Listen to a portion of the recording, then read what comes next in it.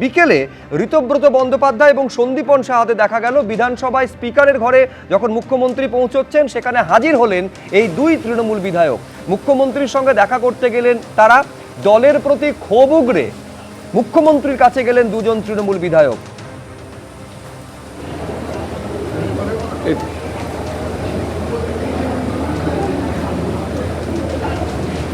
দলের তরফ থেকে আশা রাখি যে দল আমাদেরকে বিভিন্নভাবে প্রোটেকশন দেওয়ার ব্যবস্থাগুলো করবে। আমরা পাচ্ছি না, আমাদের যারা নিচুতলার কর্মী তারা আমাদের দিকে তাকিয়ে রয়েছে, তাদেরকে আমরা কোনো ডাইরেকশন দিতে পারছি না, কারণ আমরা তো উপর থেকে কোনো ডাইরেকশনই পাচ্ছি না। কী করতে হবে কী করতে হবে না সেটা বুঝতেই পারছি না। এখনও যদি দল পুরোটাই সোশ্যাল মিডিয়াতে চলে তাহলে আমরা কোথায় যাব, কি করব? এই ডাইরেকশন যতদিন পাবো না ততদিন আমাদের কোথাও গিয়ে লাভ কি? নিজেরটা যখন নিজেকেই করে নিতে হবে তাহলে নিজেরটা নিজেকেই করার ব্যবস্থা করতে হবে, সেই সুযোগটা খুঁজতে হবে। বাংলাদেশের অবৈধ অনুপ্রবেশকারীদের কোর্টে পাঠানোর দরকার নেই, তাদের সরাসরি পুলিশ নেবে এবং বিএসএফ এর হাতে হ্যান্ডওভার করবে, তাদের বাংলাদেশে হস্তান্তর করা হবে বলেছেন শুভেন্দু অধিকারী। প্রেজেন্ট অ্যাক্টই রয়েছে এবং আমরা বলে দিয়েছি যে বাংলাদেশের অবৈধ অনুপ্রবেশকারী তাদেরকে কোর্টে পাঠানোর কোনো দরকার নেই, আইনে নেই। সরাসরি পুলিশ নেবে এবং বিএসএফের হাতে হ্যান্ডওভার করবে। বিএসএফের যা ভারত সরকার বাংলাদেশ সরকারের সঙ্গে আছে এগ্রিমেন্ট, তাতে বাংলাদেশি প্রুফ করে হ্যান্ডওভার করে দেবে।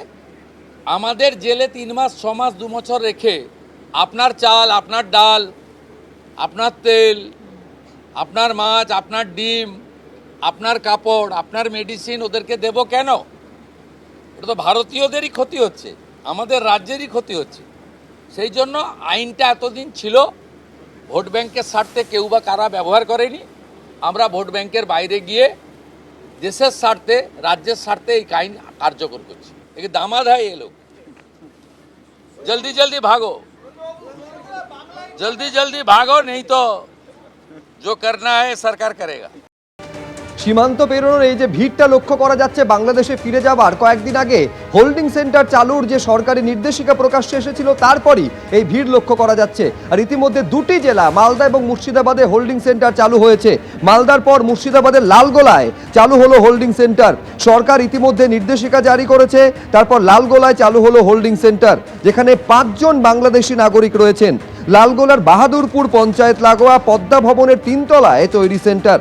গতকাল ইংরেজ বাজারে হোল্ডিং সেন্টারে রাখা হয় 9 জন বাংলাদেশিকে।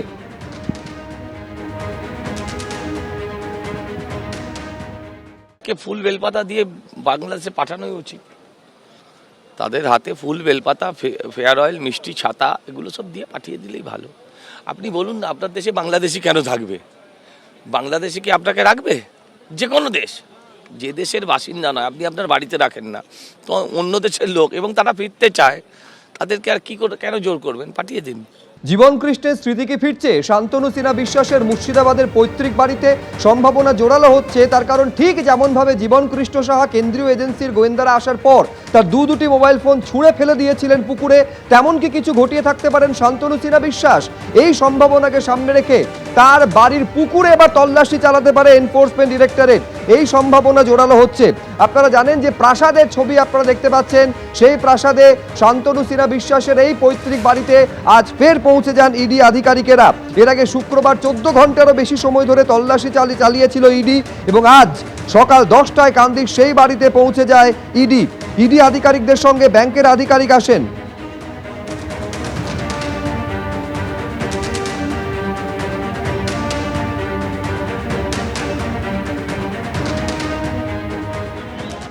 শান্তনু সিনহা বিশ্বাসের প্রাসাদ প্রমোদ যে বাড়ি রয়েছে সেখানে এই মুহূর্তে ইডি তল্লাশি চালাচ্ছে এবং সবথেকে বড় যেটা রহস্য, সেই বাগানবাড়ির মধ্যে রয়েছে একটি পুকুর এবং এই পুকুরকে ঘিরেই কিন্তু রহস্যের দানা বেঁধেছে। কারণ পুকুরের চারিদিকে সিসিটিভি ক্যামেরা দিয়ে মোড়ানো রয়েছে, যেদিকেই দেখা যাবে যে সিসিটিভি ক্যামেরা সেখানে রয়েছে। প্রায় 7টি মতো ক্যামেরা দিয়ে এই যে ছোট্ট একটি পুকুর সেটাকে কিন্তু সম্পূর্ণ ঘিরে রাখা হয়েছে এবং যেটা সূত্র মারফত জানা যাচ্ছে যে এই শান্তনু সিনহা বিশ্বাস কিন্তু কলকাতায় বসে বা অন্য কোথাও বসে তার মোবাইল থেকে এই পুকুরের ওপর নজরদারি চালাতো।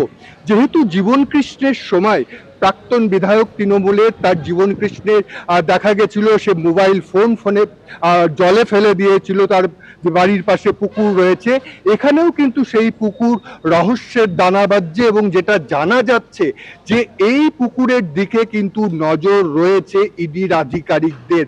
এবং এই এখন সবথেকে বড় প্রশ্ন যে এই পুকুরে কি তল্লাশি চালানো হবে, এই পুকুরে ডুবুরি নামিয়ে না জল সম্পূর্ণ সেখান থেকে বাইরে বার করে দেখা হবে যে পুকুরে কিছু রয়েছে নাকি।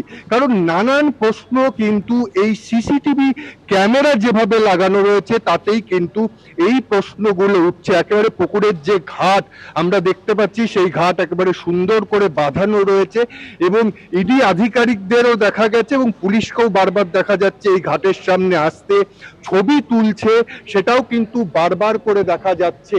এবং এই মুহূর্তে যেমন এই যে বাড়ি রয়েছে বাড়ির ভিতরে তল্লাশি চালাচ্ছে, মনে করা হচ্ছে যে বাড়ির ভিতর থেকে অর্থাৎ ঘর থেকে যদি কিছু তেমন না পাওয়া যায় তাহলে এই পুকুরের দিকেই নজর দেবে ইডি আধিকারিকরা।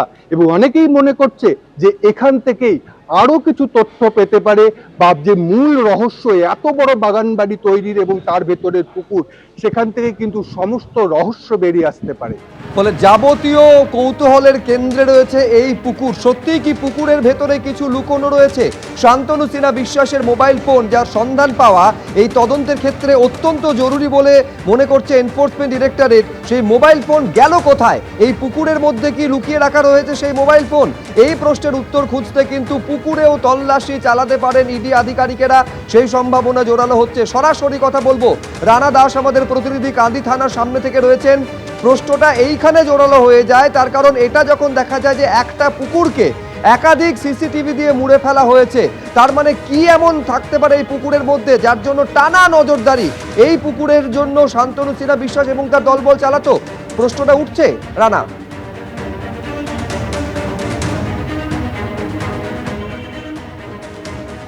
একেবারেই এই প্রশ্নটা উঠছে এবং এই প্রশ্নটা ইডির আধিকারিকদের কাছে উঠেছে। আর সূত্র মারফত জানা যাচ্ছে যে ইডির আধিকারিকরা শুক্রবার তারা প্রথমে এসেছিল, তারা প্রায় 12 ঘন্টা মতো তল্লাশি চালায় এবং আজকে দেখা যায় যে সকালবেলাতেও এই বাড়িতে আসে, অর্থাৎ শান্তনু সিনহার যে বাড়ি রয়েছে সেই বাড়িতে তারা আসে এবং সেখানে তল্লাশি চালায় এবং তাদের নজরে পড়ে এই পুকুরটি। এবং যে কারণে এই পুকুরটি সব থেকে বেশি নজরে আছে যে এই একটা ছোট পুকুর, সেই পুকুরকে ঘিরে 7টা সিসিটিভি ক্যামেরা তার চারদিকে লাগানো রয়েছে এবং সেটি মনে করা হচ্ছে মোবাইলের মাধ্যমে।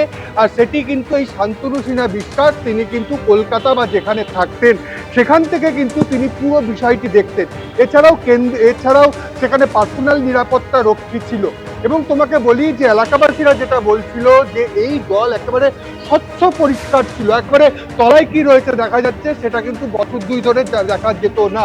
এবং বাড়িতে 2 দিন তল্লাশি চালিয়ে এই যে প্রাসাদোপম যে বাড়ি সেই বাড়িতে তল্লাশি চালিয়ে কিছু কাগজ নথিপত্র পেয়েছে, কিন্তু ফোন যেটা খোঁজা মূলত তাদের উদ্দেশ্য সেটা কিন্তু পাওয়া যায়নি।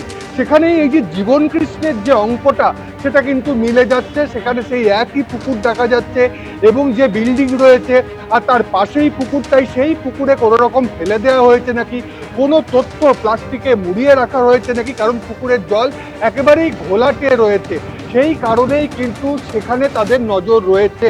কিন্তু আজকে সেই রকম ভাবে ইনফ্রাস্ট্রাকচার নিয়ে তারা আসেনি যে পুকুরে তারা কাউকে ডুবুরি নামাবে বা পুকুরের জল সেখান থেকে বার করবে, সেই রকম ব্যবস্থা ছিল না। কাঁদি থানার পুলিশ সেখানে ছিল, আমরা দেখতে পাচ্ছিলাম পুলিশ যেমন ছিল, কেন্দ্রীয় বাহিনীর জওয়ানরা ছিল, তাদেরও পুকুরের সামনে দেখতে যাওয়া যায়, ছবি তুলতে দেখা যায়। অর্থাৎ এই ছবি তুলে নিয়ে হয়তো ইডি আধিকারিকরা তাদের যে উচ্চ পর্যায়ের আধিকারিক রয়েছে তাদের সঙ্গে দেখাবে, তাদের সঙ্গে কথা বলে এর কিন্তু আসতে পারে এবং এই পুকুরে কি রয়েছে, কোনো রহস্য লুকিয়ে রয়েছে নাকি, এই পুকুরের থেকেই কিছু পাওয়া যায় নাকি সেটা তারা দেখবে। অন্যদিকে ইডি আধিকারিকরা কাঁদি থানাতে আছে এবং সেই যে বাড়ি সেই বাড়ির চাবি কিন্তু কাঁদি থানার হাতে তুলে দিয়ে তারা কলকাতার উদ্দেশ্যে রওনা দিয়েছে। ধন্যবাদ রানা।